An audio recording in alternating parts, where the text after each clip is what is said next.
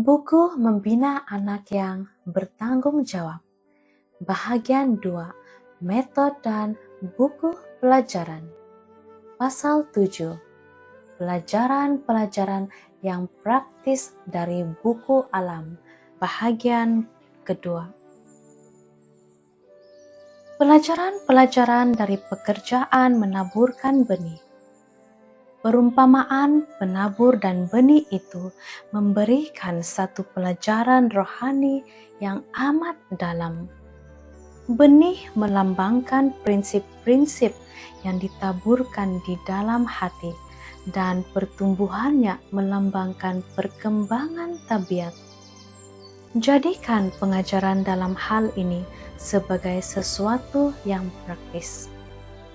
Anak-anak bisa mengerjakan tanah itu dan menaburkan benih, dan sementara mereka bekerja, orang tua atau guru dapat menerangkan kepada mereka tentang tanah hati dengan benih yang baik dan jahat yang ditaburkan di atasnya, dan sebagaimana kebun harus dipersiapkan bagi benih itu, demikian pula hati harus dipersiapkan bagi benih kebenaran. Apabila tanaman itu bertumbuh, maka hubungan antara penaburan benih yang alamiah dan yang rohani dapat dilanjutkan. Pada saat benih itu dilemparkan ke atas tanah, mereka dapat mengajarkan pelajaran tentang kematian Yesus, dan apabila kecambahnya bersemi, memberikan pelajaran tentang kebangkitan. Taman hati memerlukan pemeliharaan. Mulai sejak diusahakan tanah itu, pelajaran bisa diberikan terus-menerus. Tidak ada seorang pun yang bisa tinggal di atas sebidang tanah yang tidak diusahakan, lalu mengharapkan tanah itu akan segera menghasilkan suatu panen.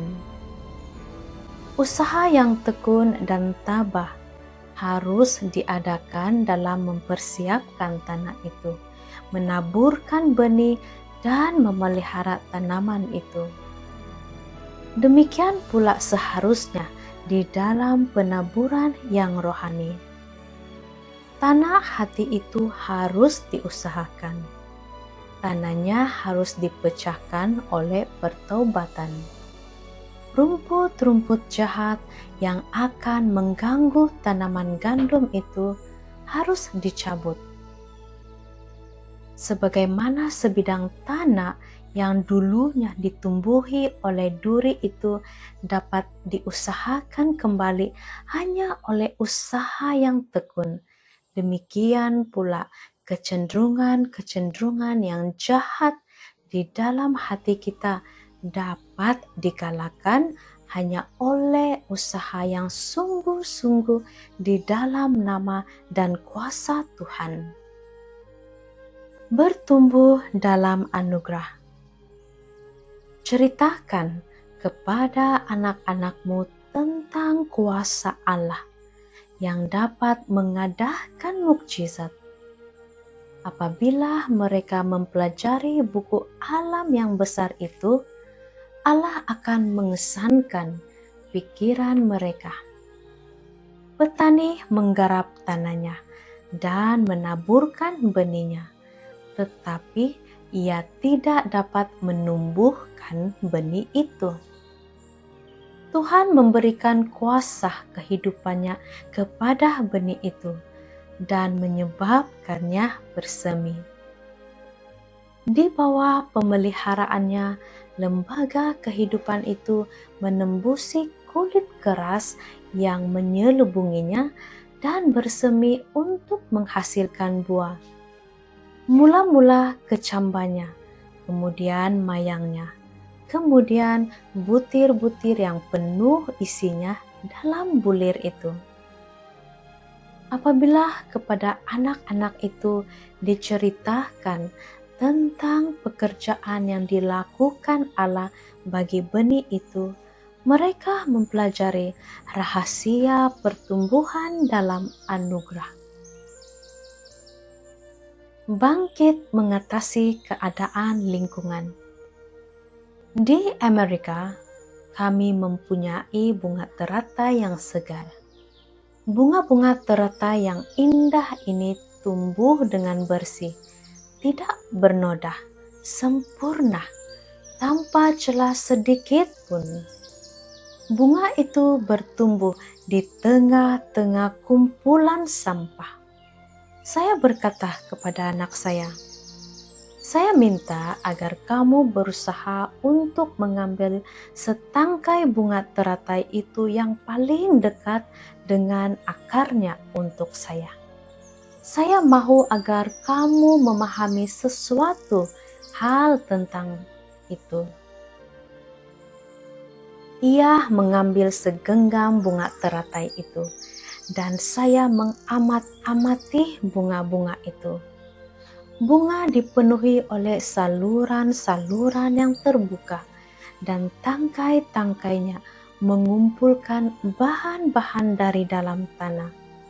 Semuanya ini diolah menjadi bunga teratai yang bersih dan tidak bernoda.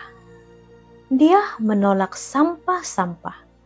Dia menolak segala perkara yang buruk. Tetapi di tempat itulah bunga ini tumbuh dalam keadaan yang bersih. Demikianlah caranya kita harus mendidik anak-anak muda kita di dalam dunia ini. Biarlah pikiran dan hati mereka diajar untuk mengenal siapakah Allah itu, siapakah Yesus itu, dan pengorbanan yang telah diadakannya demi kepentingan kita. Biarlah mereka mengambil sifat-sifat yang suci, yang agung, yang lemah lembut, yang sopan santun, yang penuh kasih dan kesabaran. Biarlah mereka mengambilnya dari sumber segala kuasa. Pelajaran-pelajaran dalam berharap dan bertahan. Tetapi bertanyalah kepada binatang, maka engkau akan diberinya pengajaran. Kepada burung di udara, maka engkau akan diberinya keterangan. Bahkan ikan di laut akan bercerita kepadamu. Pergilah kepada semut, perhatikanlah lakunya. Pandanglah burung-burung di langit. Perhatikanlah burung-burung gagak. Kita tidaklah hanya sekadar menceritakan kepada anak-anak itu tentang ciptaan-ciptaan Allah ini. Hewan-hewan itu sendiri harus menjadi guru-gurunya. Semut-semut mengajarkan pelajaran tentang sifat rajin yang disertai dengan kesabaran. Sikap bertahan terhadap segala rintangan, dan bersiap sedia untuk hari depan. Dan burung-burung adalah guru yang memberikan pelajaran tentang berharap. Allah di syurga menyediakan makanan bagi mereka, tetapi mereka harus mengumpulkannya, mereka harus membangun sarangnya, dan membesarkan anak-anaknya. Setiap saat mereka terbuka kepada musuh-musuh yang hendak membinasakan mereka. Namun demikian, betapa riang gembiranya mereka dalam melaksanakan tugas mereka. Betapa menggembirakannya nyanyian-nyanyian mereka itu. Betapa indahnya gambaran yang diberikan oleh pemazmur tentang penjagaan Allah terhadap hewan-hewan di hutan ini. Gunung-gunung tinggi adalah bagi kambing-kambing hutan. Bukit-bukit batu adalah tempat perlindungan bagi pelanduk. Ia membiarkan mata air mengalir di antara bukit-bukit, di mana marga satwa berdiam dan bersiul di antara daun-daunan. Segala makhluk hutan dan bukit-bukit adalah sebahagian dari kekeluargaannya yang besar itu.